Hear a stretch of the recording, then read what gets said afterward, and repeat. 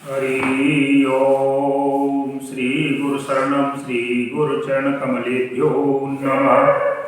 कृष्णाय वासुदेवाय हरे परमात्मने प्रणत क्लेशनाशाय गोविंदाय नमो नमः। प्रणत क्लेशनाशाय गोविंदाय नमो नमः।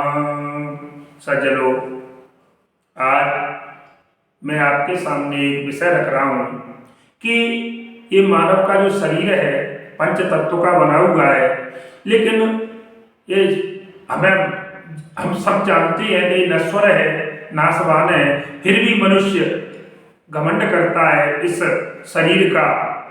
और जबकि ये बिल्कुल सत्य है कि इंसान का अपना है क्या, अपने पास अपना कुछ नहीं है, सब हमारे पास धरोहर रूप में दूसरों की अमानत है।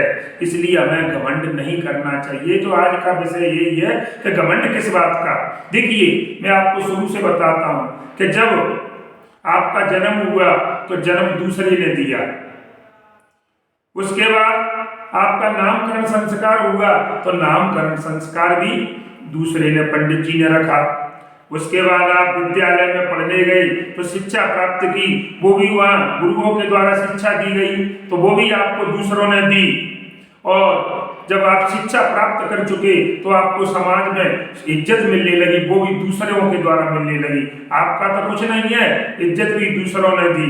और उसके बाद जब आप अच्छे पढ़ लिख गए तो आपको रोजगार की प्राप्ति हुई तो वो भी दूसरों ने दी, चाहे तो वो शासकीय जॉब हो या प्राइवेट कंपनी की हो या कोई रोजगार मिला हो, वो भी दूसरों ने ही दिया।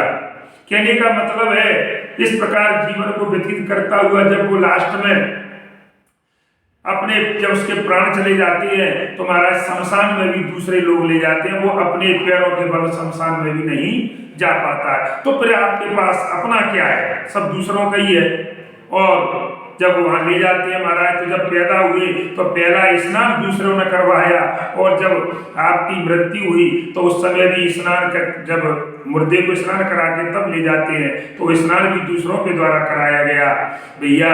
इसके बाद में आपकी जब 13वीं हो जाती है तो उसके बाद में जो आपके परिवार के लोग होते हैं, भाई बच्चे, संतान, और वो भी आपकी जो धन संपत्ति है उसको भी वे बांट लेते हैं, दूसरे बांट लेते हैं, वो भी तुम्हारा नहीं रहता है। इस प्रकार से कि मेरा कहने का मतलब है कि फिर भी हमें बड़ा घमंड है इस शरीर का, और साहब में ताकतवर पैसे का बल, आदमी को अपनी ताकत का बल, अपने बच्चों का बल, पैसे का बल, सोने का बल, जमीन जायदाद का बल, गाड़ी घोड़े का बल।